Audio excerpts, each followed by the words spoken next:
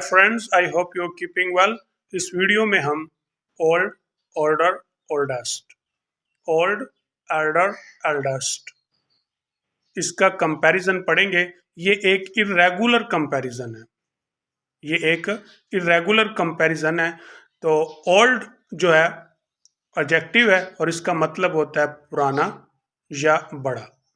Old, older, oldest ये वाला comparison हम पर्सन्स और थिंग्स के लिए इस्तेमाल करते हैं। यानी ये जो मुवाजना है ये हम अशखास और चीज़ों दोनों के लिए इस्तेमाल कर सकते हैं। ओल्ड, एल्डर, एल्डेस्ट ये वाला कंपैरिजन, ये वाला मुवाजना सिर्फ और सिर्फ अशखास के लिए है, पर्सन्स के लिए है, यानी चीज़ों के लिए नहीं है ये वाला। तो ये बात आपने ध्यान रखनी है। और जब हम ये वाला एल्डर वाला कंपैरिजन जब बोलते हैं, और ये स्पेशली उस वक्त बोलते हैं जब आप एक फैमिली या ख़ानदान के अशखास की बात करते हैं, तो तब ये वाला कंपैरिजन इस्तेमाल करते हैं। जैसे आप बड़े भाई बड़ी बहन के लिए बोलेंगे तो क्या बोलेंगे? My elder brother, my elder sister. यहाँ पे आपने ये नहीं बोलना माई ओल्डर ब्रदर, माई ओल्डर सिस्टर, गलत है। यहाँ पे आप बोलेंगे my elder brother, my elder sister. My sister is Elder than मी, जो कि गलत है। क्यों? कि एल्डर जो है ये देन के साथ नहीं आता। ये याद रखना है कि एल्डर कभी भी देन के साथ नहीं आता।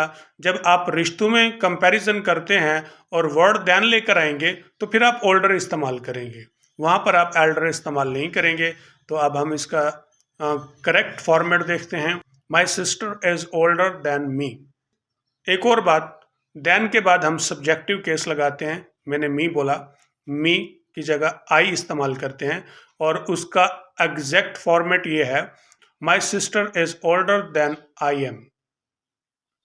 तो जब हम देन के बाद सब्जेक्टिव केस लगाते हैं तो उसके बाद हम हेल्पिंग वर्ब भी लगाते हैं, लेकिन कंसिडर होता है, लिखा नहीं जाता। इसलिए देन के बाद जो है वो आप सब्जेक्टिव केस लगाते हैं।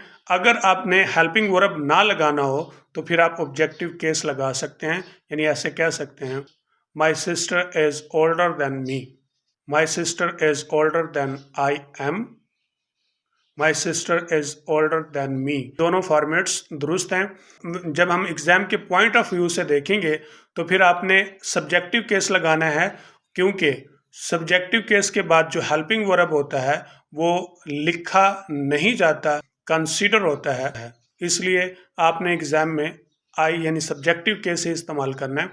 My sister is older than I. Elder जो है ये सिर्फ नाउन से कबल आता है, यानी एल्डर आप हमेशा नाउन से पहले लगाएंगे। एल्डर सिस्टर, एल्डर ब्रदर, तो इसको आपने देन के साथ इस्तेमाल नहीं करना।